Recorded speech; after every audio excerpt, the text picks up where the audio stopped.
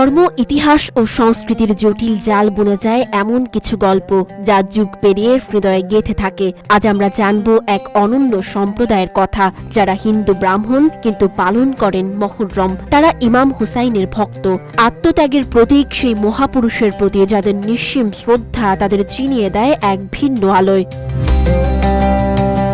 এই বিরল সম্প্রদায় হুসাইনি ব্রাহ্মণ, যাদের শিকড় গাঁথা প্রাচীন ভারতে, যাদের হৃদয় জুড়ে ইমাম হুসাইনের ভালোবাসা। এ যেন হিন্দু ও ইসলাম ধর্মের এক অবিনাশী সেতুবন্ধন।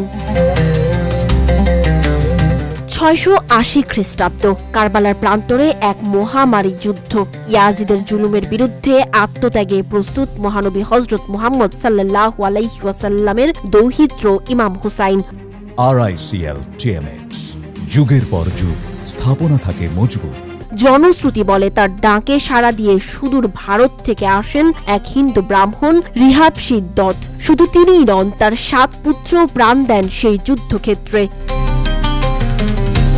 হালমিন নাসিরিন ইয়ানসুরনা, কে আছেন যিনি আমাদের সহায় হবেন। ইমাম হুসাইনের এই ডাকে সাড়া দিয়েই শুরু হয় হুসাইনি ব্রাহ্মণদের পথ চলা। ভারতের মখিয়াল ব্রাহ্মণদের মধ্য থেকেই গড়ে ওঠে এই বিশেষ গোষ্ঠী, যারা আজও গর্ব করে বলেন, আমরা ইমামের জন্য আত্মবলিদান দেয়া বংশধর।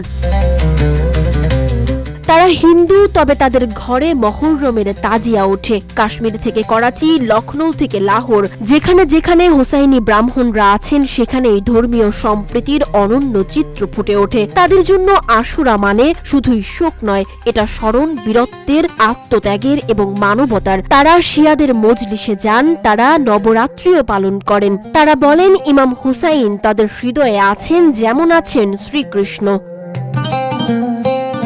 রিহাবদদের উপস্থিতি ও যুদ্ধ নিয়ে ইতিহাসে নানা মত রয়েছে। কেউ বলেন তিনি কারবালার সময় আরবে ছিলেন, কেউ বলেন ভারত থেকে গিয়েছিলেন। তবে সব মতেই এক অভিন্ন সত্য, তার আত্মত্যাগ। মুন্সি প্রেমচাঁদ তার কারবালা নাটকে লিখেছেন 7 সাহসী হিন্দু যোদ্ধার কথা। আর হুসাইনি ব্রাহ্মণদের বিশ্বাস, এই বীরেরা রক্ত দিয়েই লিখেছিলেন ধর্মনিরপেক্ষতার প্রকৃত সংজ্ঞা।